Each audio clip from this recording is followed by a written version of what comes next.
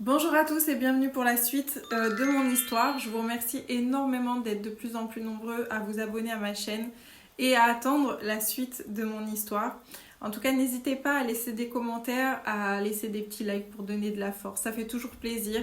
Et surtout des commentaires parce que j'ai besoin de vos retours pour savoir si ça vous parle, si ça vous fait du bien. Donc n'hésitez pas à le faire. Dans ma dernière vidéo, je vous ai parlé des relations toxiques que j'ai traversées et aussi des relations des personnes qui ont été mises sur mon chemin et qui ont clairement renforcé ma foi. Aujourd'hui, j'ai envie d'aller un tout petit peu plus loin et de vous parler d'une relation qui est très importante pour moi aujourd'hui, celle avec le père de ma fille. J'ai envie de vous parler de cette relation parce que c'est cette relation qui m'a permis de finaliser tout le travail que j'avais fait sur moi durant toutes ces années de thérapie pour me trouver, pour être 100% moi. Dans mes vidéos, j'ai dû vraiment vous retracer mon parcours en surface, mais bien évidemment qu'il y a eu beaucoup de choses. Mais il faut savoir que de mes 16 ans, l'âge où j'ai rencontré mon premier amour, jusqu'à mes 29 ans que je rencontre le papa de ma fille, il y a vraiment eu 15 années de thérapie sur du plus ou moins long terme, orné de pauses et de reprises, avec des moments où j'étais en dépression, des moments où ça allait un petit peu mieux. Ça s'est vraiment fait un petit peu comme des bas et des hauts comme ça. Mais si je vous raconte pas tout, c'est tout simplement parce que j'espère bien pouvoir un jour sortir mon livre, pouvoir écrire mon histoire vraiment dans sa globalité. Quand j'ai rencontré le papa de ma fille, je vous le disais, j'avais 29 ans. J'avais déjà beaucoup cheminé, mais j'étais pas encore connectée à moi-même. J'étais pas encore à 100% alignée à qui je suis aujourd'hui. Ce qui s'était passé pendant toutes ces années de thérapie, c'est qu'à chaque fois j'ai évolué un petit peu plus. À chaque rencontre que je faisais, c'était toujours un petit peu mieux. Il y avait toujours quelque chose qui faisait que ça n'allait toujours pas et que je me sentais toujours pas bien dans les relations. Mais c'était de mieux en mieux. Jusqu'à la rencontre avec le père de ma fille qui là, ça a été clairement une rencontre déterminante pour me mettre face à moi-même, face à ma réalité, face à qui je suis. Là, j'ai pas eu d'autre choix que d'assumer qui je suis. Quand le père de ma fille est arrivé, je cherchais la stabilité. Je cherchais une forme de cadre et de sécurité. J'avais pas encore compris le principal. Le principal, c'était de me prioriser moi. Et je savais pas encore le faire. Quand je suis rentrée dans cette relation avec le papa de ma fille, il reflétait une forme d'assurance, de maîtrise, de confiance en soi. Vraiment, il avait tous ces appuis de quelqu'un de stable et de structuré. Et je pense que ça a été encore une relation miroir. J'ai été attirée parce que j'avais envie d'être, mais que je n'étais pas capable d'être encore. J'avais encore dans l'esprit qu'une relation, c'était être à deux. Mais être à deux, comme ça. Moi, c'était ça que je voyais. Une relation à deux, un couple à deux, c'est ça. Ça ne fait qu'un. Mais en réalité, une relation, c'est 1 plus 1. Et ça fait bien 2. Mais ça fait jamais 2 comme ça. Ça fait toujours 2 comme ça. Il y avait vraiment de l'amour entre nous. Il y avait une vraie sincérité. Mais il manquait l'essentiel. Ma capacité à pouvoir être pleinement moi, sans me diminuer et sans m'oublier, sans m'effacer. Lui aussi, il y a des choses qui se sont jouées de son côté, très certainement qu'il a appris beaucoup de choses aussi de cette relation, parce que c'est, comme je vous le disais, c'était une relation miroir, donc je pense que de son côté aussi, il y a des choses qu'il a appris par mon comportement, par ma façon d'être, en tout cas à ce moment-là. Et c'est aussi pour ça que je vous parle énormément de ces relations un petit peu karmiques qui arrivent dans vos vies et qui vous apprennent des choses. Ce côté spirituel a toute sa place parce que justement, moi c'est grâce au papa de ma fille que j'ai pu me libérer paradoxalement de cette histoire parce que c'est grâce à lui que j'ai réussi à être complètement moi. Et donc j'ai quitté cette relation grâce à ce qu'il m'a apporté. En fait, petit à petit, dans cette relation-là, je m'adaptais à lui. Et c'est lui qui s'en est rendu compte et qui m'a fait comprendre que j'avais pas le bon fonctionnement. C'est-à-dire qu'il a été très virulent dans ses propos, dans sa façon de me parler, dans sa façon d'être avec moi. C'était quelqu'un de très dur, le papa de ma fille. Donc il était sans arrêt en train de me faire comprendre que je devais pas vivre au travers de lui, que je devais pouvoir être pleinement moi et que c'était pas normal que je fonctionne comme je fonctionnais. Et il avait tout à fait raison. Et en fait, ce que ça a créé, c'est que il y a eu beaucoup de tristesse en moi, à l'intérieur de moi, dans cette relation. Je me suis sentie beaucoup hurler de l'intérieur. Ne pas me sentir être comprise, entendue, jamais maltraitée, mais j'étais pas nourrie non plus. Et du coup, je me disais, mais qu'est-ce que tu recherches? Qu'est-ce que tu recherches? Donc vraiment, ça a été ce moment clé de ma vie où finalement, je me suis dit, mais en fait, tu seras jamais comblée, Eva. Tu seras jamais pleinement comblée. Parce que j'avais vraiment le sentiment qu'il essayait de me tirer vers le haut, mais en même temps, je me sentais pas nourrie de l'intérieur. Je me sentais pas comprise. Je me sentais pas entendue. Mais je savais, au fond de moi, qu'il avait raison. Et j'ai compris qu'une relation, elle peut être correcte, mais elle peut t'éteindre lentement. Il a été très dur avec moi. Très dur. Vraiment, parfois même méchant. Mais jamais dans le mauvais sens du terme. Parce qu'il voulait toujours que ce soit pour la bonne cause. Mais il le sait, il le reconnaît. Il le reconnaît, il l'a toujours reconnu, même à l'époque, il le reconnaissait qu'il était comme ça.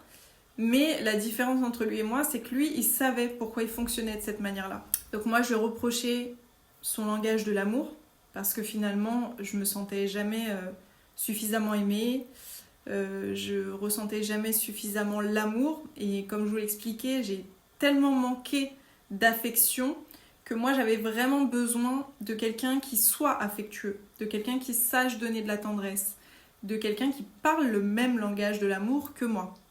Et finalement j'étais face à une personne qui me donnait de l'amour, mais pas dans le même langage que moi.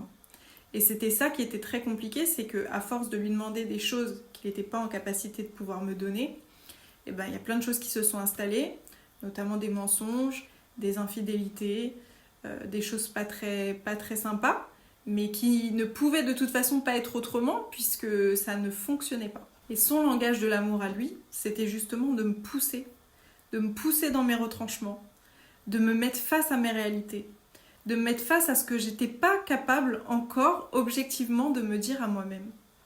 C'est-à-dire, qui es-tu, Eva? De quoi as-tu besoin? De quoi as-tu envie?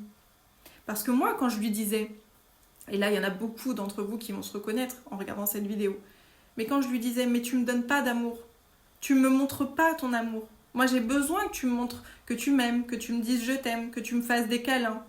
Ouais. Et lui il me répondait quoi à votre avis? Mais je t'aime, mais j'ai pas besoin de te le dire, j'ai pas besoin de te faire des câlins pour te montrer que je t'aime. Non, lui il me le montrait autrement, à sa manière à lui. C'était sa manière de fonctionner, c'était sa manière d'être, par l'éducation qu'il a reçue, par la façon dont il s'est construit. Et il était le premier à me dire, si tu es malheureuse, quitte-moi. Et j'étais incapable de le quitter, parce que j'étais pas encore prête. J'étais pas encore prête à accepter et à admettre qu'il avait raison. Que je devais être en capacité de pouvoir lui dire « ça ne me convient pas ». Et j'ai mis du temps, beaucoup de temps. On est restés 3 ans ensemble. Donc j'ai eu le temps de cheminer sur toutes ces choses-là. Mais lui, la manière dont il s'y prenait pour pouvoir me faire comprendre ça et atteindre ce but, de pouvoir un jour lui dire « c'est terminé », c'était de me pousser. C'était de me mettre face au mur. De me dire « tiens, regarde là ce que tu te laisses vivre. Ça te convient pas. Tu pleures tout le temps, t'es triste tout le temps. Pourquoi tu restes ?» Ça m'a fait pleurer un nombre incalculable de fois. Mais vraiment un nombre incalculable de fois. Mais à chaque fois, c'était pour me faire réfléchir. Me faire réfléchir à ce que je vivais. Me faire réfléchir à ce que je voulais vraiment. Et pouvoir me pousser à un moment donné, réussir à passer ce cap, franchir ce cap et me dire « tu es capable. Tu es capable sans lui. Tu es indépendante. » Et c'est des phrases qui me sortaient très souvent. Qu'il fallait que je me valorise, que je me valorisais pas assez, que je me croyais incapable de. Il m'a poussée aussi beaucoup dans le sport. C'est grâce à lui que j'ai eu une transformation physique en 2019 et où j'ai pu être au meilleur potentiel de moi-même physiquement. Et sous plein d'autres aspects, c'était comme ça. Ma relation avec ma maman, il essayait beaucoup de me faire réfléchir au sens qu'elle avait, à l'importance que je donnais à cette relation. Il l'a fait en fait sur tous les domaines, que ce soit le sport, que ce soit la famille, les amis, le travail. Il a vraiment essayé de faire en sorte que je puisse réfléchir à qui j'avais envie d'être dans tous ces domaines-là. Ça, c'est ce qu'il m'a apporté. Et il le sait. Et je pense que c'est cette reconnaissance mutuelle qu'on a l'un envers l'autre par rapport à ce qu'on a compris de cette relation et à quel point elle nous a fait grandir mutuellement, Je pense que c'est ça qui fait qu'on a une aussi belle relation parentale aujourd'hui. Ça n'empêchait pas mes questionnements, ça n'empêchait pas ma tristesse, ça ne m'empêchait pas de pleurer tous les jours. Et c'est vraiment là où j'ai commencé à me questionner, à me dire est-ce que cette relation va pouvoir m'apporter au-delà de ce qu'elle m'a déjà apporté, c'est-à-dire d'être en capacité aujourd'hui de me poser la question. Et petit à petit, je suis rentrée vraiment dans une tristesse profonde dans cette relation où je suis venue à réussir à ce questionnement. Est-ce que je respecte mes besoins? Est-ce que je respecte mes envies? Et je m'y suis répondu. Ma fille est arrivée et j'ai commencé à comprendre qu'on avait une vision du couple différente et que ce qui me manquait viscéralement, c'est-à-dire de la complicité, de la tendresse, de l'échange, du rire. On avait des moments de rire, mais j'avais besoin de plus. J'ai compris qu'il ne pouvait pas m'y répondre. Pas parce qu'il n'avait pas envie, mais parce qu'il ne le pouvait pas. J'ai compris qu'il était différent de moi sur ces aspects-là et que je ne pourrais pas le changer. Que ce sera me battre contre quelque chose où de toute façon, je serais perdante. C'est le moment clé de la vidéo. Il y a eu un soir où j'ai été tellement mal. J'étais tellement fatiguée, tellement épuisée, éreintée. Je me sentais tellement vide à l'intérieur de moi. Ça allait plus entre lui et moi. J'avais la petite, elle était en bas âge. Lui, il travaillait beaucoup. Je gérais beaucoup de choses à la maison.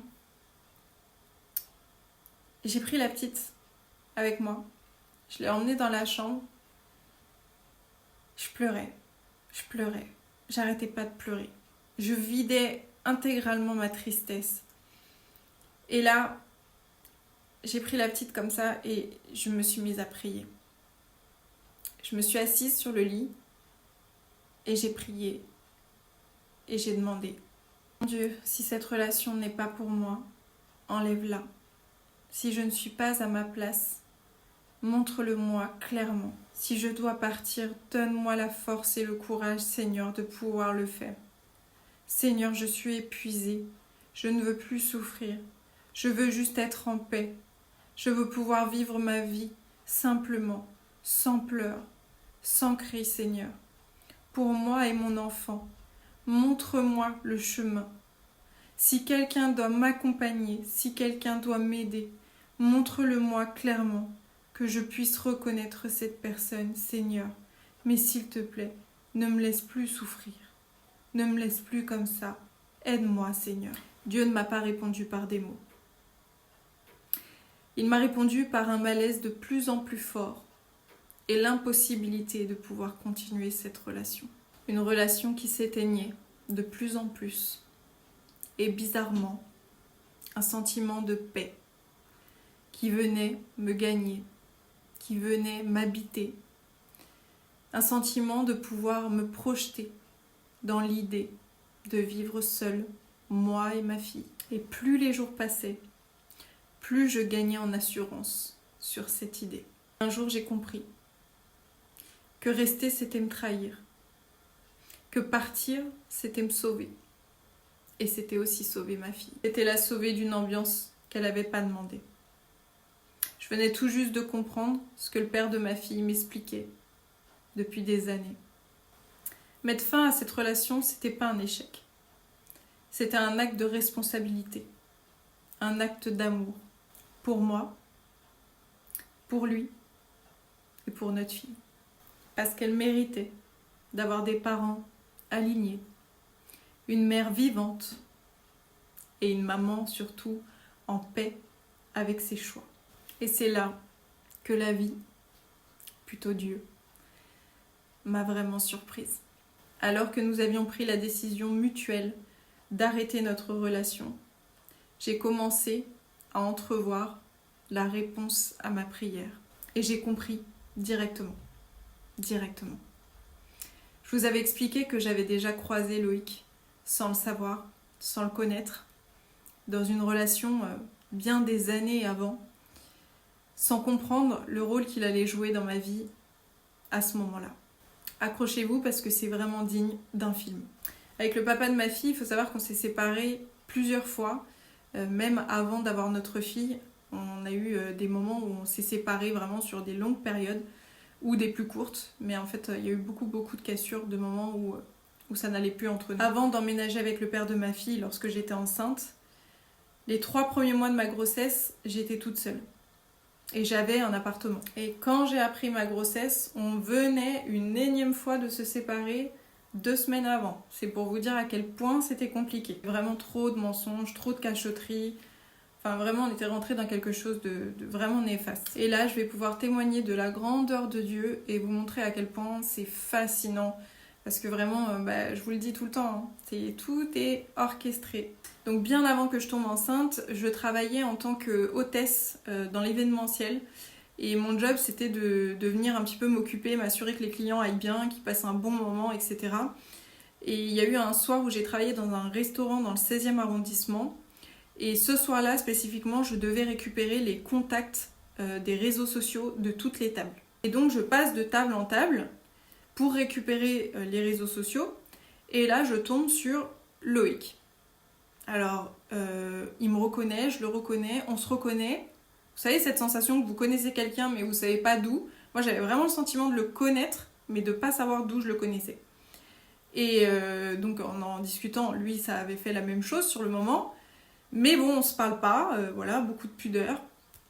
On ne se parle pas, je prends les réseaux sociaux de tout le monde. Et puis, fin de la soirée, j'étais célibataire, je ne devais rien à personne. J'ose demander, du coup, avec le contact Instagram que j'avais pris, oui, c'est pas très pro, mais j'ose demander à Loïc, du coup, d'où on se connaît, parce qu'effectivement, on se connaissait. Et il me répond très rapidement, je pense que c'était le soir même, qu'effectivement, il m'a déjà vu aussi quelque part. Et en fait, en regardant ses photos sur sa publication Instagram, je le vois en photo avec des connaissances et des gens en commun de mon ex, celui que je vous ai parlé dans les autres vidéos, avec lequel j'ai eu un grand, un grand enrichissement sur le point spirituel. Et en fait, ils faisaient tous les deux de la musique. Et donc, je le vois et je fais le rapprochement. Je me dis, mais en fait, je le connais de mon ex. Et je lui dis, mais en fait, on se connaît de telle personne. Il me dit, ah oui, effectivement, machin et tout. Et là, on se rend compte de la folie, hein, qu'on s'est croisés plein de fois, donc dans différents événements, etc. Mais en tout cas, on s'est croisés une multitude de fois, sans savoir. Et c'est pour ça qu'on s'est reconnus lors de ce restaurant, parce qu'en fait, on s'était déjà vus, mais on savait pas qui on était. Bref, on a échangé très brièvement ce soir-là, en se disant, bon bah voilà, on se connaît, ok, super. Moi, je lui ai parlé de l'événement que j'organisais, les événements que j'organisais, etc. Mais c'est resté très, vraiment professionnel, rien d'ambigu, rien de tendancieux. Et le gars est resté dans mon Instagram, comme ça, pendant des mois et des mois, parce qu'après, chacun a fait sa vie. Moi, je me suis aperçue que, du coup, comme il était dans mon Instagram, qu'il avait une copine, que ça faisait très très longtemps qu'il était avec elle. Donc voilà, chacun fait sa vie, quoi, et respectueusement. C'est ça que je vous dis qu'il exécute ses plans à la perfection. Parce que même dans ça, il a fait en sorte que ça se fasse sur le long terme, que je puisse voir ses stories, ce qu'il publie, qui il est, comment il se comporte, etc. Tout ça, ça s'est fait sur le long terme, et sans une once d'ambiguïté.